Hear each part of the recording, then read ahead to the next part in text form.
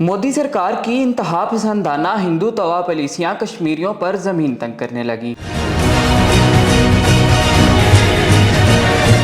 कश्मीर के हक खुद इरादियत की हिमायत करने वाली भारतीय प्रोफेसर को मुल्क बदर कर दिया गया। बरतानिया में सुकूनत इख्तियार करने वाली कश्मीरी पंडित प्रोफेसर नताशा कोल के साथ बेंगलोर एयरपोर्ट पर बदसलूकी की गई और उन्हें भारत में दाखिल नहीं होने दिया गया। I have never had an experience like this in any country in the world. I was not given any reason. I was only taunted about the fact that I had been critical of the RSS and of Ram Madhav.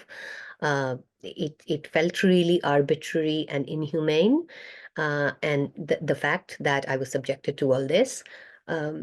This is not how democracies work. I am no threat to any country.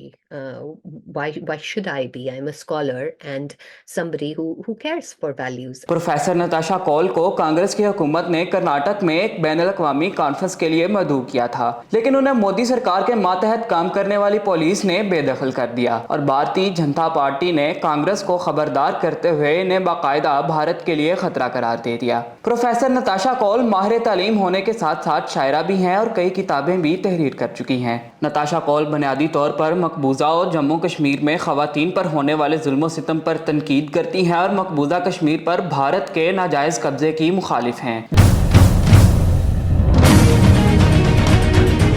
जिसकी वजह से मोदी सरकार इन्हें anti India, break India brigade और पाकिस्तानी हमदर्द जैसे अलकाबात से पुकारती है। 22 अक्टूबर 2019 में अमरीकी हाउस कमेटी बराए खारजा अमूर में आर्टिकल 370 की तनसीख के मामले पर नताशा कौल कश्मीरियों के हक में गवाह भी रह चुकी हैं। भारत में बैनुल-अक़वामी सहाफ़ियों को निकालने का ये कोई पहला वाक़या नहीं। इससे कबल भी आकाश हसन, खुर्रम परवेज़ और राना अयूब जैसे मोतबर सहाफ़ियों को मोदी सरकार पर तनकीद करने की वजह से निकाला जा चुका है। ये तमाम वाक़यात इस बात को साबित करते हैं कि भारत में बीजेपी और मोदी सरकार से इख्तिलाफ़ राय रखने वालों के लिए कोई ठिकाना नहीं।